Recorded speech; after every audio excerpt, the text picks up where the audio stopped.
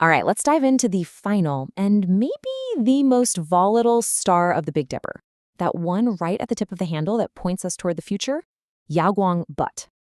But in the celestial court, it goes by a much more intense name, Po Jun, the army breaker. So are you ready to meet heaven's very own force of creative destruction?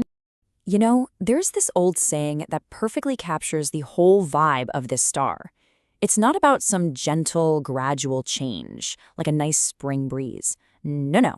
This is about a full-on hurricane that has to tear through and clear the path before anything new can ever hope to grow. I want you to really picture this in your mind. A cosmic bulldozer. Because that's the kind of raw, unfiltered power we're dealing with here.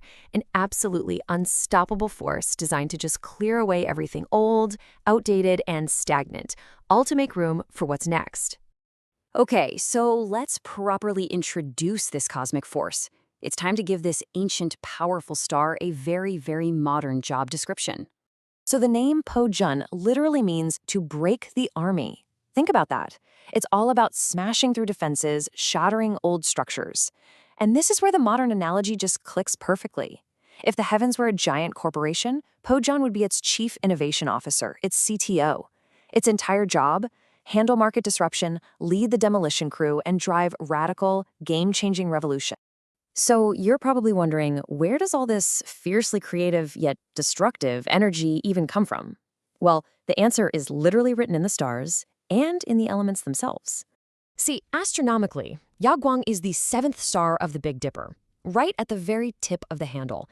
And the ancients saw it as way more than just a point of light. To them, it was the pointer on a grand cosmic clock. Where Guang pointed determined the season. It wasn't just a star, it was a cosmic conductor, leading the whole symphony of change. Elementally, Po Jun is tied to yin water. But forget about the calm, peaceful water of a lake. No, this is the water of a raging flood, a force powerful enough to sweep away entire landscapes. But what happens after the flood recedes? The soil is left renewed, richer, and incredibly fertile. And that right there, that's the whole mantra of Po Jun in a nutshell. Destroy first, build later. Now, if you need a story to really bring this idea of necessary destruction to life, look no further than its human avatar, the infamous last king of the Shang dynasty, King Zhao. You see, King Zhao didn't start out as a villain. He actually began his reign as a brilliant, capable leader, but he spiraled into tyranny, just burning through his dynasty's resources, its reputation, everything, until the whole thing came crashing down. It was an absolute disaster.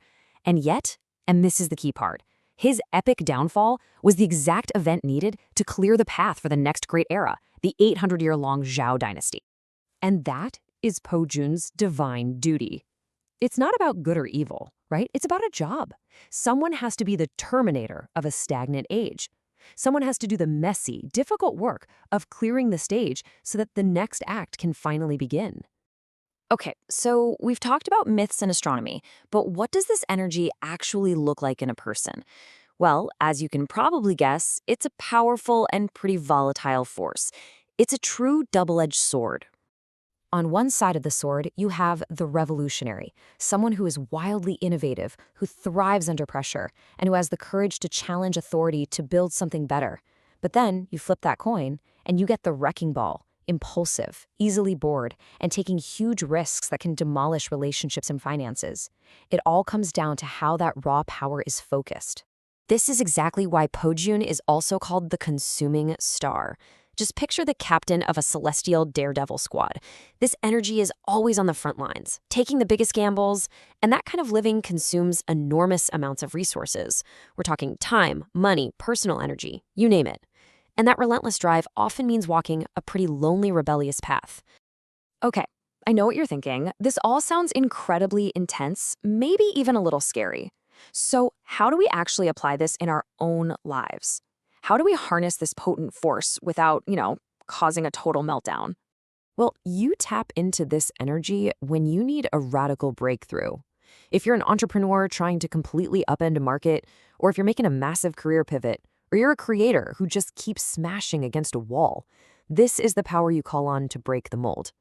But it definitely requires courage, because it means you have to be willing to let go of what feels safe. In our modern world, the spirit of Pujin is perfectly captured by a term we all know, disruptive innovation. It's that calculated act of making an old, inefficient way of doing things completely obsolete, all so you can build a brand new empire on its foundations. The classic examples are things like Netflix and the iPhone. I mean, think about it. Netflix didn't just compete with Blockbuster, it made its entire business model extinct. And the iPhone didn't just improve the flip phone, it totally redefined what a phone even was, turning the old version into a museum piece overnight. That is pure Pojin energy in action. And this brings us to what is, without a doubt, the most vital lesson of Pojun. That power to destroy comes with a huge responsibility. The demolition has to have a purpose. It has to serve creation. If you find yourself constantly tearing things down, complaining about your job, criticizing others, quitting projects, but you never actually build anything better to replace them, you're not being a revolutionary, you're just being a vandal.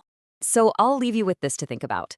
In your own life, in your career, in your habits, what old structure needs to fall so that your future can finally be built? What are you going to create from the ashes?